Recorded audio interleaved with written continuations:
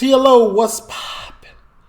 We are on Twitch. We are live. So if you want to, you can join us. If not, that's cool. Just leave a like, comment, subscribe, turn on your post notification bells. Let's continue to grow the family from Chicago to the UK. This is where you can catch any of the lives that you missed, the highlights, if there's any good ones, man, things of that nature. We also got the Patreon.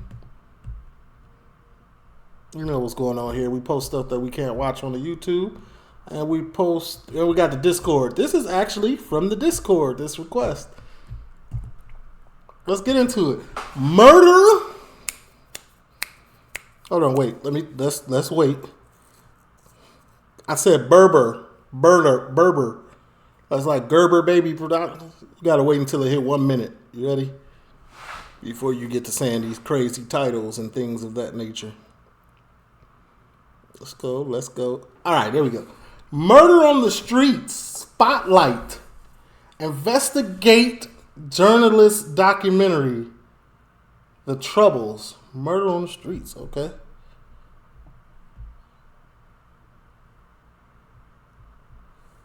Let's get into it, man. A little 30 quick minute thingy.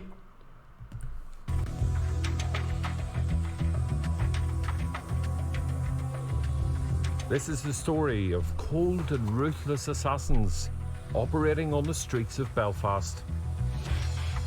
Every time I see something like crazy going on, it be in Belfast. Like, it be a lot of other crazy stuff going on, but it be a lot in Belfast. Like, the top craziest stuff be going on in Belfast. Striking even in broad daylight, apparently fearless. At times arriving and escaping on bikes or on foot, vanishing into the surrounding streets. And he murders him, jogs off into an estate, and never found again. How does that happen? Suspicion is falling on a dissident Republican group claiming to be on ceasefire. We vow to protect our communities from the scourge of hard drugs, and we have taken lethal force also against the dealers of death. It's the story of the bereaved families left behind. They're sitting at home cozy in their beds and enjoying life while they destroyed my kids, destroyed his family's life. And it's the story of how a bizarre chain of events led to one victim, a British soldier turned dissident Republican, being targeted. Yeah, okay. Hey, whatever y'all doing, stop it. Pay attention.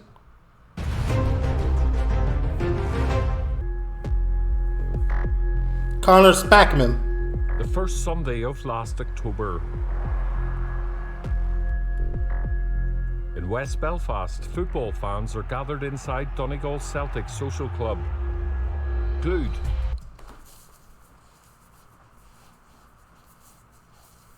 My bad, I just had to fix my shirt. No shade or anything. To the Manchester derby. They're oblivious to two masked men casually walking towards the door. Once inside, they both pull guns. Where was the bouncer at?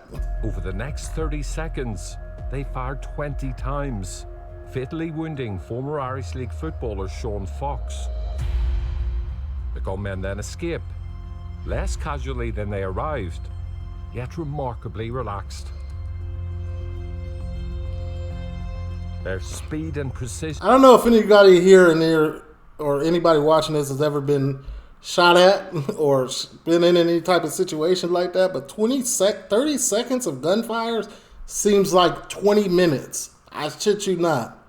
It's the longest period of my life like I've ever been in. It's crazy. Everything is slow. I'm talking about adrenaline is pumping. Everything slows down. That 30 seconds is the longest 30 seconds you'll ever experience.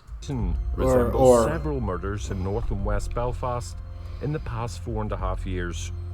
The killers apparently leaving little forensic trace, but often caught on camera. Analysing footage from Donegal Celtic helped police make some headway in the Sean Fox case. The two men we see here, the PS and I believe, are also in these CCTV pictures, about to shoot dead 31-year-old Mark Hall in the Lower Falls in December 2021.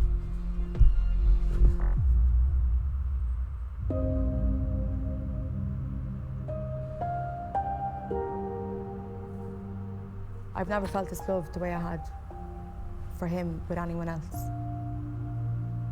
We even said we were soulmates. Well, for as long as he lived, we were soulmates. Sabrina Wilde was Mark Hall. Damn. She ain't even have to say that for as long as he lived. What that mean? You gonna go find a new soulmate?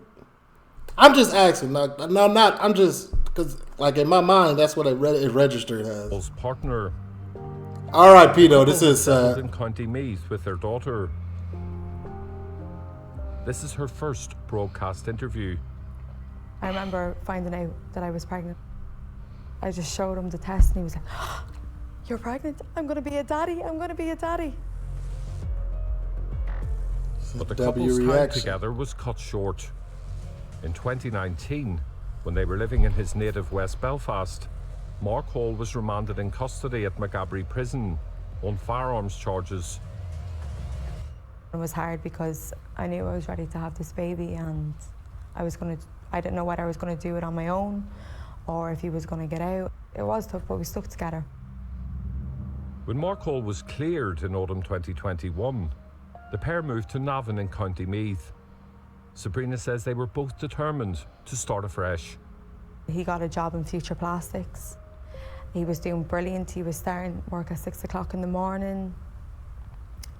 He'd come home at 4:30. According to Sabrina, who'd become pregnant with her second child, the 2 months they spent in Meath were among her happiest. When I was young, I lost my dad, so that was tough when I was 7. We never had a proper home.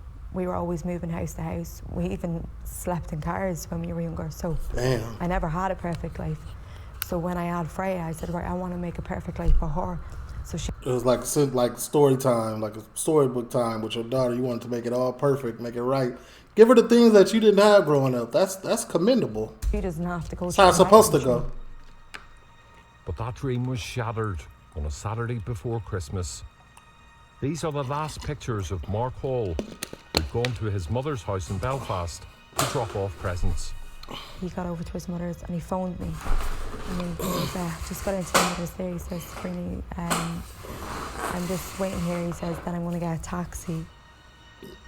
Man, 90% of the time, man, when you're involved in any type of street life or any type of things that will send you to jail, or even if you've made it in the slightest way and you've moved away from your hometown, don't go back, man. I get it, like your mom's there, but hey, listen, I'm from the Amazon Prime these there. Well, something I ain't. They were still on the phone. Sad though. Man arrived. She heard it? All this, it was like glass smashing. And it didn't really register to me yet, and I was panicking. My heart started racing. And I heard this big scream, not a scream from him, kind of like a roar, kind of. You know, like someone's like after frightening you. You know, that kind of way. And I heard all the phones drop. I was like, Mark, answer me. Is everything okay, Mark? There was no answer. I said, Mark, please answer me. Is everything okay? So then I knew there was something wrong. I knew that something's after happening. And I kept phoning. Then I phoned his niece and I said, there's something happening. I said, at your granny's house. I says, there's a load of commotion going on. I said, and I know there's something wrong. I rang my sisters. I said, Mark's after me. I said, Mark's after me, shot. And she was like, I'm coming down for you now. And then we were on the way to Belfast. And I was praying and praying. I was like, this can't be happening. Sorry. Mark Hall's killers shot him through the front window before escaping on foot through a nearby alley. Damn. Having to spend our last Christmas together with him in a box. I had to make it as special as I could for my daughter. Like sitting there. So you've never seen a gun before, just a regular civilian girl. Hope you've never seen one. Chicago, guns was everyday life. Seen a million of them. Have like a million of them. They still in Chicago. I'm trying to get them here though. But looking at my partner laid out to rest and having to put a smile on my face for her. Late last year, the PSNI. Legal they're legal. Said that they believed that the people who had murdered Mark had also murdered Sean Fox last autumn. When you heard that, what sort of feelings did that raise? I kind of got a sick feeling in my stomach to think, like, this is another family now that has to go through this. Yes, they've took away this man, but he doesn't have any pain now. He's out of pain. It moves on to the family that have done nothing to them, you know. The PSNI's belief that the same men killed Sean Fox and Mark Hall is not the only link between the spate of gun murders in recent years. Mark Hall was a friend of this man, Warren Crossan, also gunned down by the men seen here in the Lower Falls 18 months before. Police say Warren Crossan was known to them. They say they can't rule out links to dissident Republican activity or organised crime.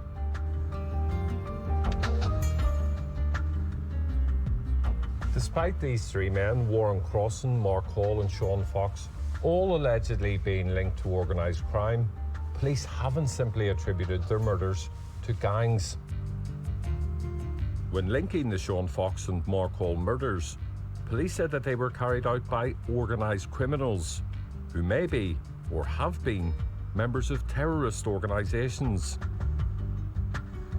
They said they were cautious not to attribute the murders to a particular organisation, but said both bore all the hallmarks of dissident Republican killings. So a question remains: if dissident Republicans are involved in these murders, which group do they belong to?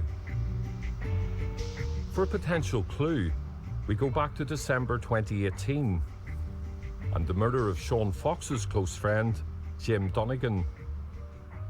Jim was a father, I feel like I remember some of these murders. a son, a brother, best friend, life and soul of everything. Like, he was the oldest son to five of us in the family. No matter what, like, he was always there for every one of us. Jim Donegan, a father of two, owned a number of businesses, including a car sales company. But on a dull December day, as he drove his red Porsche to collect his son from school, an assassin was on his way to shoot him. CCTV's got all the footage. This is the first time the Donegan family have spoken publicly about what happened. I was at work. I was in the south of Ireland, and I got a phone call to say that he had been shot. So I had to make my way up to the north. Must have been a very difficult journey up. A long journey from Dublin to Belfast, and just got there. That was it. We were just told by the police he was dead. And what was the scene like? Horrendous. Couldn't get up in the air. All you could see was the car. Damn. Sheets, tents, police. And that day, when this happened, Jim was picking up his son from school. Yeah, Jamie. What was that like for him? The child still doesn't know where he's coming or going. Like, it's lucky he didn't get out of the school, because he would have seen everything. Like. Oh, okay. His son was still in the school. They caught him before he got there. It doesn't seem to have been the first time the gunman had tried to kill Jim Donegan outside the school. CCTV footage showed what is believed to have been the same individual in the area the previous Thursday. How can someone just walk onto a road on a Thursday, mingling hundreds of children? Jim doesn't turn up. He was back on a Tuesday. He does the exact same thing. He murders him. Sounds like he was a hitman for hire. Probably in the opposing, you know what I'm saying? Jogs off into an estate and never found again. How does that happen? After Jim Donegan's murder, newspapers alleged that he was himself involved in criminality. I mean, there will be people you know who will have read what's been in the papers about Jim's alleged links to drug dealing. They might have less sympathy for him. Jim had money because he worked. He had several businesses going. And we asked the police, was he involved in this and was it this? No, they couldn't answer the question. So, did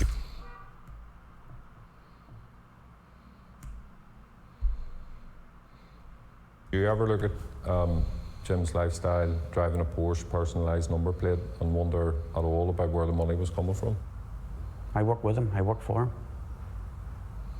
So I knew what was going on, like, where money was coming from. You're not supposed to know. And even if you do know, you could be lying in this interview, but I'm not here for the hearsay and things of that nature. I'm just gonna make faces. You know what I'm saying? After Jim Dunnigan's murder, the police initially blamed the INLA, a group repeatedly linked to organised crime. But later the police also pointed the finger at another armed Republican group, Óglaigh na hÉireann, often known as ONH. Well, what do you say to those groups if they were involved in this? Just want to know why, like, why would they want to do that to Jim, like? Why do you think if they were involved, they were doing it? I know there was people chasing him for money. It's extortion. Extortion. And what was your understanding of why they were chasing him for money? Because they see he driving a nice car, had nice things, just automatically thought he was this and he was that. No one seen him getting up at 5 o'clock in the morning, going out the door to go to work, nearly 7 days a week.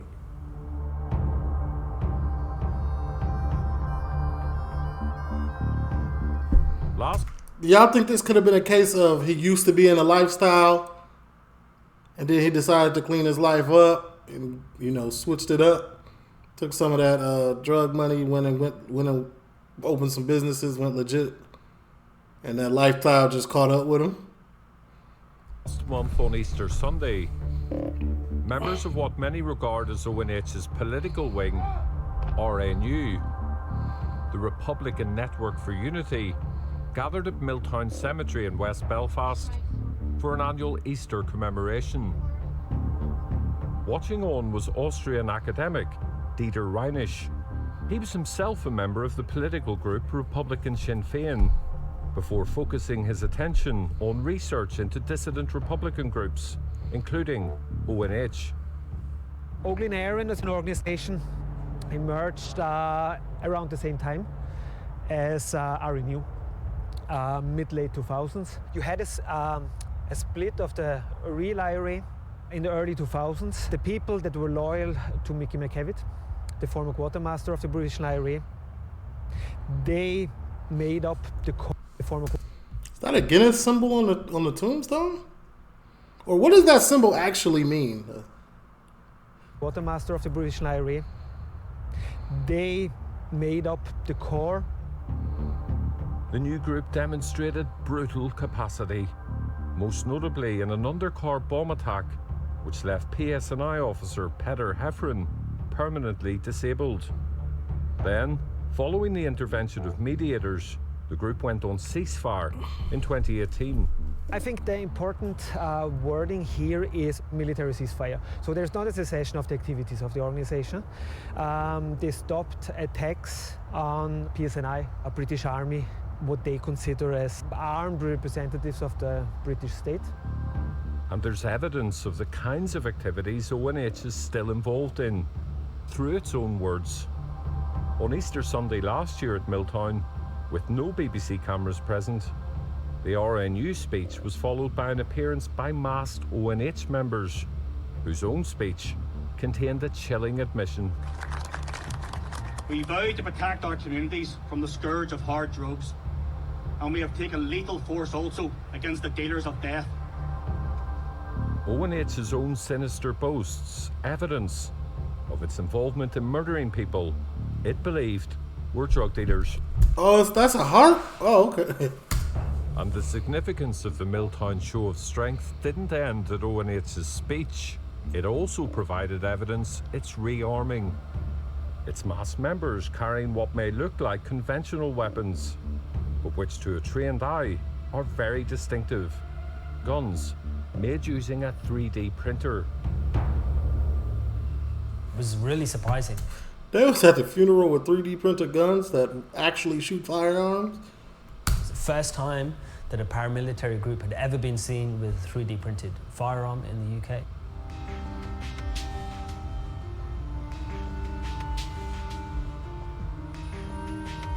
Rajan Basra is an expert in this relatively new way of making guns using a 3D printer.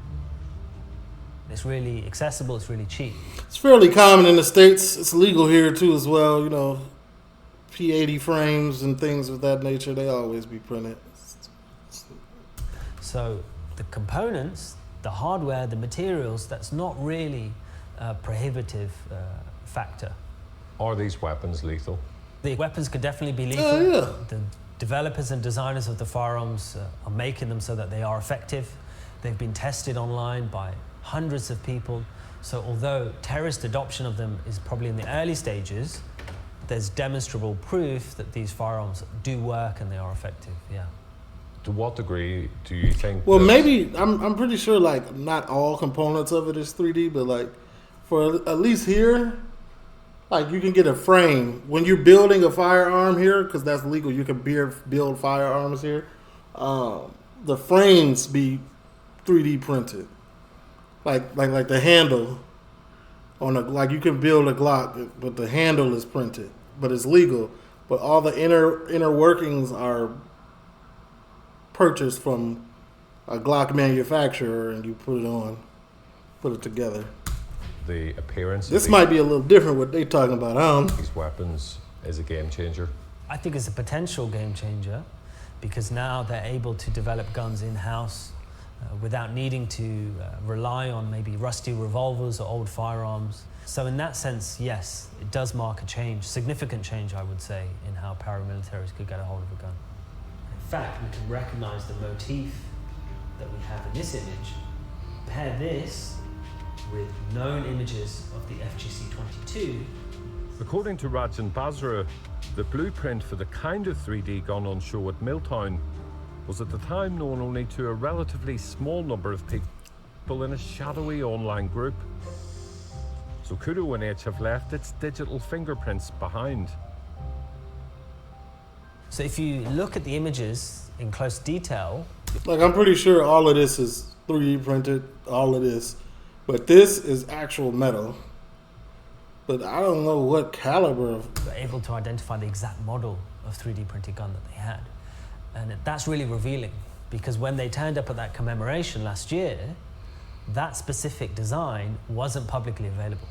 The only people who had access to it were members of a private group that were testing the prototype of that design, making refinements with the aim of eventually releasing it on the internet to the wider world. So when ONH made this public appearance with this 3D printed gun, they inadvertently signaled to people that they were members of that private group. And so if the authorities were looking at that, they would know exactly where they need to focus their attention on to perhaps see the online traces of ONH. Rearming with homemade weapons and killing drug dealers doesn't appear to be the only criminality permitted under ONH's version of a ceasefire. Its mass member speech in 2022 also boasting of killing people they believed were British agents. Over the past number of years, we have reorganised, restructured and rearmed. Sadly, a small number of people thought they could thwart that regroup. Some are acting out of ego, some are acting as British agents. Damn. We use lethal force to show them and others that we will not be usurped by anyone.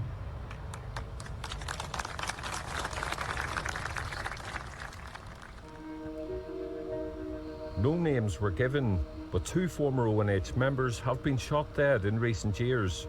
Kieran Wiley, gunned down in front of his daughters at his West Belfast home. Kieran Wiley, gunned down in front of his daughters at his West Belfast home in June 2020. The second was Danny McLean, shot dead in his car in North Belfast in February 2021.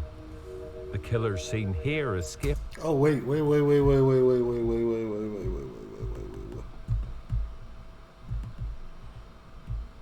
Okay, continue.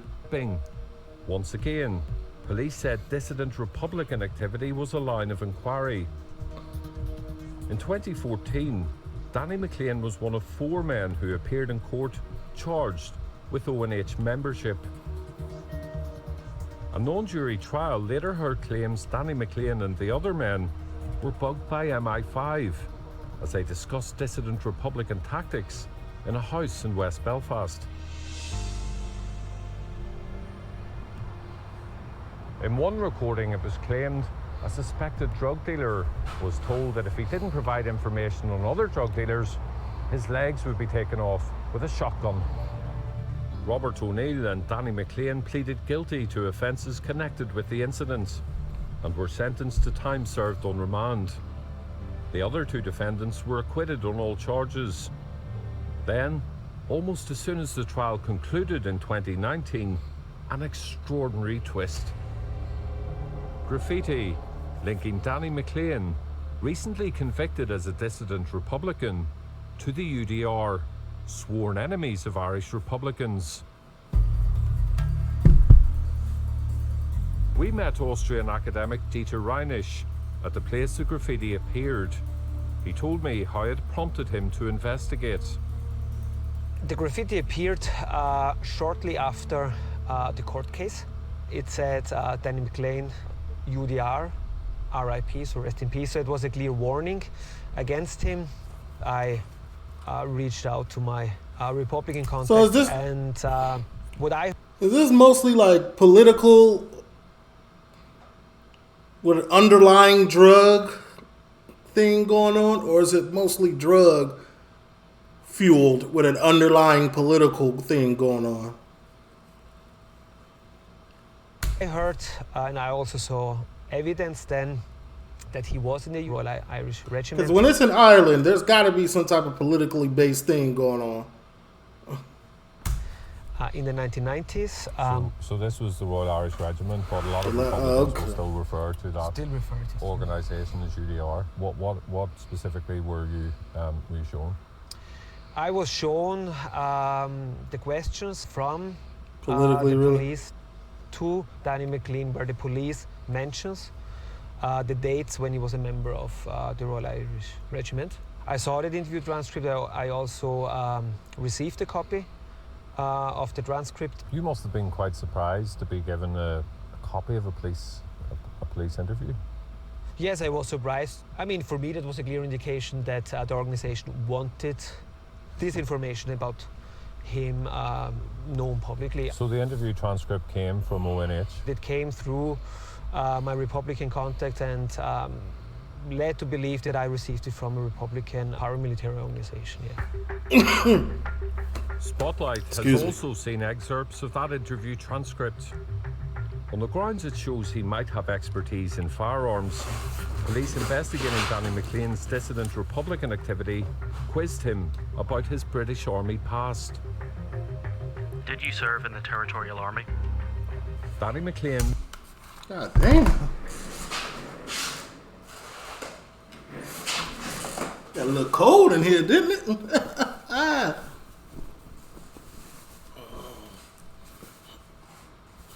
Oh, this sweater smells like smoke. Damn. Way to keep your head out the screen, you feel me? It's all tactical. Made no comment. I have records that say you did join. Served in the Territorial Army, then transferred to the UDR on 17th of December 93, with a final date of the 16th of December 1996. No.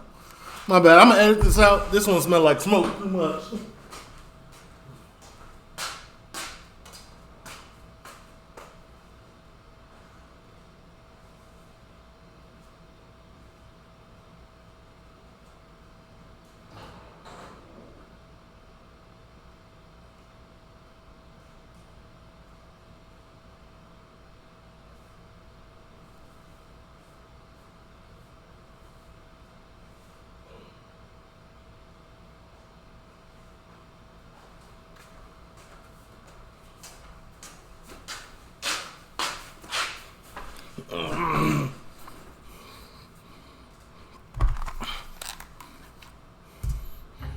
Can you tell me about this, Daniel? Danny McLean stayed silent throughout the police interviews. And we understand he had always been secretive, perhaps understandably, about his British Army past. So how did such sensitive information about Danny McLean end up in the hands of Republican paramilitaries? Well, we spoke to a solicitor who represented all four men at the outset of the case. He told us that the Public Prosecution Service shared Danny McLean's interview transcripts with the other defendants. Should that have happened? Originally from Northern Ireland, No. John Jackson is a professor of law at Nottingham University. He says joint defendants have no automatic entitlement to each other's police interview transcripts. Right. There may be obligations in relation to other individuals who are facing criminal charges to have some information disclosed where that may be relevant to their case. But that decision of disclosure has to be taken very seriously, and it's subject to not disclosing information where it's not in the public interest to do so. So it's a matter of weighing up at that point the requirements of disclosure versus the public interest. And from what you're saying, there really is no greater public interest in the right to life. That's right. Because the right to life is an absolute right, it would be clearly in the public interest to protect lives and not give information away that would endanger those lives. Ain't that how Anir from Sweden got taken out? Accidentally giving up information to courts and things of that nature? I don't think ultimately that any disclosure that is going to lead to a risk to life would be justified. The PPS told us, in general terms, interview transcripts were evidence, and it was standard procedure to serve them on all defendants. It said no right to life issue had been identified, and therefore the interview transcripts were not redacted. It said it had reviewed its actions and was satisfied the correct approach had been taken. Somebody got it from the outside, got to review. It said Danny McLean's murder was deplorable. It said it has a clear line of inquiry into his murder, which doesn't relate to the content of his interview transcripts or his past military service. In the murders of Jim Donegan, Warren Crossan, Mark Hall, Sean Fox, Kieran Wiley and Danny McLean, there have been no convictions. That's been criticised by West Belfast priest Father Paddy McCafferty, who officiated at Sean Fox's funeral. I'm not laughing. Just when I seen a priest, I was like, what does he have to do? I thought of Father Ted. His mother heartbroken outside the church. And my son, she was crying, you know. And that's what we should be caring about. You see the concern that perhaps as a wider society, people see the victims and they hear stories about the victims and they kind of shrug and they think, oh, well, why should we care? Well, we should care. We're a community. We should be concerned that in our community, drug dealers are brought to justice and executioners and murderers are also brought to justice. What is your view of the police's response to these murders? Wholly inadequate. You know that it's almost as if they are hoping that these families will just go away and keep quiet. That will not happen. These are crimes. You know that their job is to stop crime. Their job is to convict criminals. Jim Donegan's family have taken the PSNI to court, claiming it had enough intelligence to stop his murder. The case hasn't finished, but the court has heard police had been told a man driving a Range Rover who collected his son from school on the Glen Road on a Tuesday and Thursday would be shot dead. Jim Donegan had recently driven a Range Rover with the same number plate as his Porsche and was already known to police as a man under serious threat. Enough information, his family believe, to have identified him as the target. If Jim had got that, he would have changed his route. He wouldn't have been around early. Definitely wouldn't have been out of school, putting his child or other kids in danger. The court has also heard the intelligence had prompted an officer to ask for an automatic number plate recognition process to see whose cars were on the road at relevant times. It picked up Jim Donegan's Porsche as one of them, but then the results weren't passed to the officer who requested them. What impact does that have on your view of the PSNI? Very, very bad at the start. Of course. As I said, it was faith. Now, I've none. They're meant to be here. I feel like this could have been prevented then at this point. Protect the community. The field. The PSNI said Jim Police Service Donegan's murder was a deplorable, Northern violent Ireland. act. It said his family's court case and an ongoing police ombudsman probe into the police's handling of the murder investigation meant it cannot comment on the issues raised by Sean Donegan. Right. It added that gun murders are extremely complex, but it had made arrests in some of the cases raised by Spotlight, and there have been both charges and convictions in other unrelated firearms killings. It said ONH is a prescribed organisation, and police would continue to investigate any criminality it's involved in. Sabrina Wilde is now raising her children, aged 3 and 10 months, on her own. She too believes that justice for her partner's killers is unlikely. I just leave them to God. I leave them to God, and I pray to him every day that he will do the right thing. While they're sitting at home cosy in their beds and enjoying life, while they destroyed mine, destroyed my kids, destroyed his family's life. There's growing evidence of connections between dissident Republicans and organised crime. Police investigating the new IRA's near-fatal shooting of senior PSNI officer John Caldwell in February believe that may be linked to the criminal underworld. Murders on the streets of North and West Belfast in the past 4.5 years are perhaps also illustrative of the same trend. Be so much going on in Ireland, man. It's crazy. Hope everybody stays safe. Till, leave a like, comment. I'm gone.